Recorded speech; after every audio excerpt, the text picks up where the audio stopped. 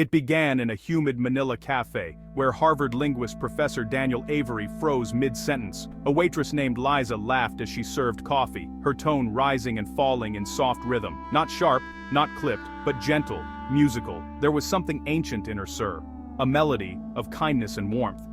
Avery turned to his colleague and whispered, "Do you hear that rise and fall? That sounds Elizabethan." His friend laughed. "Dan, you've been listening to ghosts again." But Avery couldn't let it go. That voice, it wasn't imitation, it was preservation. Something in that sound felt like home, not his home, but English's home. He discreetly pressed record on his phone. Later, he would describe that moment not as a discovery, but as a haunting, the sound of English remembering itself. Back at Harvard, Avery tried to move on, but the sound followed him. He had studied the evolution of English for decades, how it traveled from London to New York, from Oxford to Sydney, how each generation flattened it, simplified it, made it efficient, but cold. Yet in the Philippines it still sang. He began collecting voices, taxi drivers, teachers, street vendors, children playing tag. He analyzed pitch contours and rhythm patterns, and what he found stunned him. The melodic structure of Filipino English matched that of 16th century English, the time of Shakespeare. He sent the results to Oxford. A friend wrote back jokingly, "Are these real, or from a Shakespearean reenactment?" Avery replied, "They're real and they're from Quezon City." Avery flew back to Manila, determined to learn more. At the University of the Philippines, he met Professor Maria Santos, a young linguist known for defending Filipino English against Western criticism. She listened to his findings with calm curiosity. Then she said something that changed everything. "Professor, when we speak English, we don't just copy it. We carry it, through emotion, tone, and respect. Our pitch rises to show warmth. Our pauses show humility. Those aren't mistakes. They're values." Avery blinked. "You mean, your intonation reflects your culture?" Maria smiled. "And maybe the reason it sounds old to you is because kindness and melody were part of English before it became mechanical." That night, Avery couldn't sleep. He wrote in his journal, "The Philippines didn't learn English. It adopted it, and kept its soul intact." Professor Maria Santos was a leading expert in sociolinguistics and Philippine studies. When Avery shared his findings, she listened, then smiled.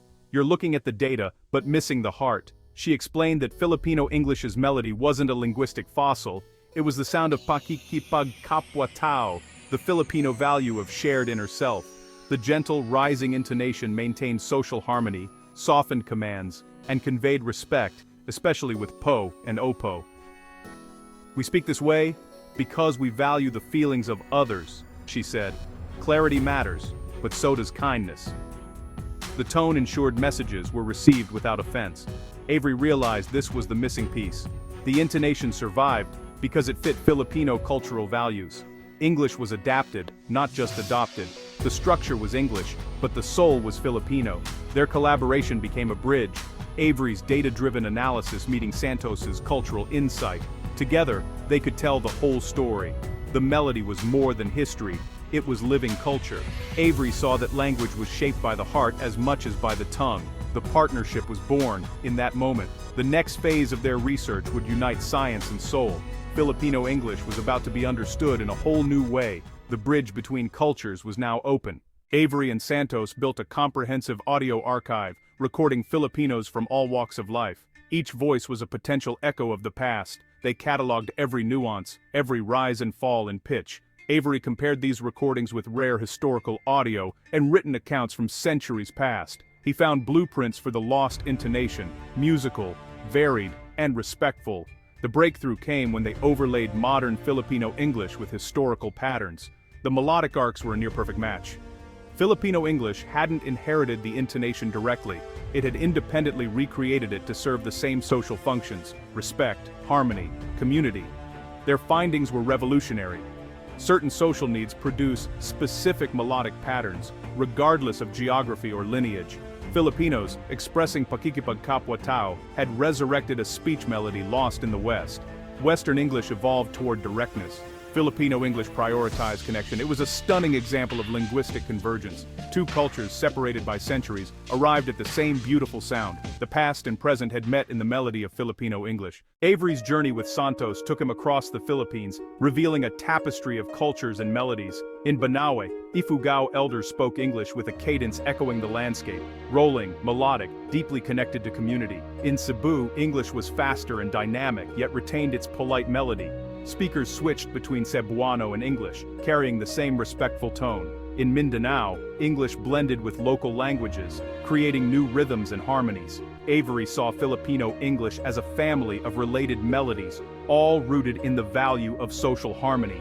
He was no longer just an observer, he was a guest, a student. He shared meals, listened to elders, played with children. The kindness in their voices was reflected in their actions. Language and culture were inseparable. He wasn't just collecting sound waves, he was collecting moments of connection. The most profound linguistic truths, he realized, are found in everyday acts of grace and respect. The journey transformed Avery. The archipelago's voices taught him that language is living, breathing, and deeply human. Filipino English was not a single entity, but a chorus of melodies. Each one told a story of community, respect, and heart. The day of the presentation arrived. Avery and Santos stood before the International Linguistics Assembly in Geneva, facing a skeptical audience. Avery began with hard data, spectrograms, pitch charts, audio clips. The similarity between early modern English and Filipino English was startling. He let the sounds speak for themselves. A murmur of surprise rippled through the crowd. Then Santos took the stage, moving beyond charts to culture. She spoke of pakikipagkapwa-tao, paggalang, and the subtle dance of Filipino social interaction. The melody is not a historical accident, she declared. It's a cultural necessity, the sound of empathy, made audible. The audience was silent, then erupted in applause. During Q&A, linguists from around the world shared how the research resonated with their own cultures. The presentation opened a new way of thinking about language, as a vessel for values and the human heart. Avery and Santos hadn't just presented a finding, they'd inspired a global conversation. Language was no longer just rules, it was music, culture, and connection. Their work reframed Filipino English as a sophisticated living dialect. The world listened and understood. The melody of Filipino English had found its stage. The research had changed the conversation forever. In the weeks after the conference, Avery felt transformed. Accolades and offers poured in, but what mattered most was his new perspective. He'd spent his career analyzing language as a system. Now, he listened with his heart. He remembered a dinner in Batangas, listening to a grandfather's stories in a mix of Tagalog and English. Avery didn't understand every word, but the melody conveyed love, pride, and sorrow. Intonation was a universal translator for emotion. This experience reshaped his approach to language. He saw language as a living organism shaped by culture and emotion. The Filipino people had been his teachers. They showed him that language builds relationships, not just transmits information. Kindness, he realized, can be a linguistic feature. Avery returned to Harvard changed, his lectures now full of human stories, not just theories. He'd sought a lost sound from the past, but found a living truth about the present. The wisdom of listening had become his greatest discovery.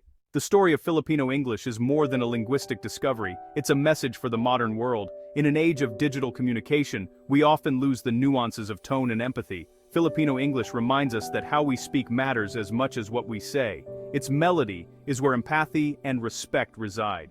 For too long, Filipino English was dismissed as a lesser form. Avery and Santos's research reframed it as a unique, sophisticated dialect, English in structure, Filipino in soul.